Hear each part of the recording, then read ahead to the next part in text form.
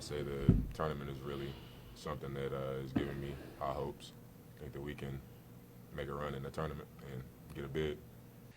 All right, that was Jalen Withers after U of L's loss Wednesday night to Pitt. And I guess, Rick Bozich, you have to like the optimism there he has that this team can make a run in the ACC tournament. But as we sit here in January, we're talking about March now, but as we sit here in January, it is hard to picture that in March. Yeah, let's forget about the ACC tournament. Let's worry about the next 4 games.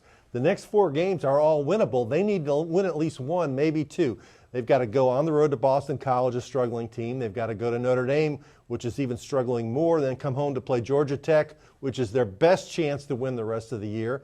The one thing I want to see from the Louisville team is play better team basketball. In the last 2 games, this is an unbelievable stat to me. They've had 6 assists in each game, 12 total, and L. Ellis has had 9 of them. So the rest of the team has 3 assists in 2 games. Yeah. Pass the ball, fellas. That is not winning basketball. You're right. I think any coach will tell you that. And you mentioned it here. Let's take a look at the immediate future for U of L. 2-17 right now.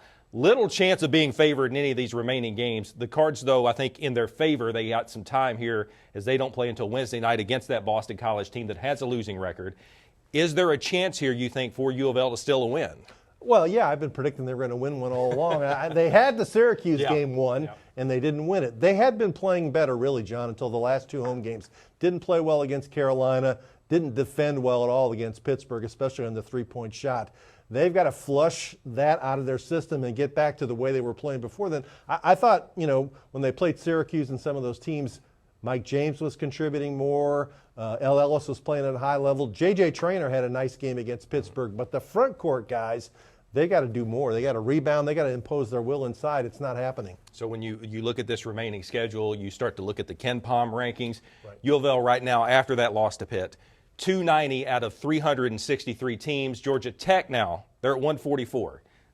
Those 2 teams play February 1st at the Yum Center, then play again February 25th in Atlanta. Maybe one of those games for U of L. Yeah, I mean, Georgia Tech isn't very good, and Georgia Tech doesn't have much of an atmosphere on the road. To win down there in Atlanta, that's not a very intimidating place. They got to win one of those 2. I mean, if they don't beat Georgia Tech and they don't beat either Boston College or Notre Dame, they're not going to win a game, and they're not going to make a run in the ACC tournament to get to the NCAA bid. That optimism, breaking news. That optimism might fade. You're right. It has been hard this year to find some silver linings, but I'm kind of seeing this as a chance for Kenny Payne to market opportunity for players, whether they're high school recruits or, more importantly, maybe people in the transfer portal here, maybe a chance for some playing time and a chance to make an impact next season. Oh, there's no doubt about that, and I think that's the one lesson he's learned and needs to learn over last year. Last year they did go after some guys in the transfer portal. They didn't get any of them except for Brandon Huntley Hatfield. I think they went 0 for 5 on guards that they tried to get.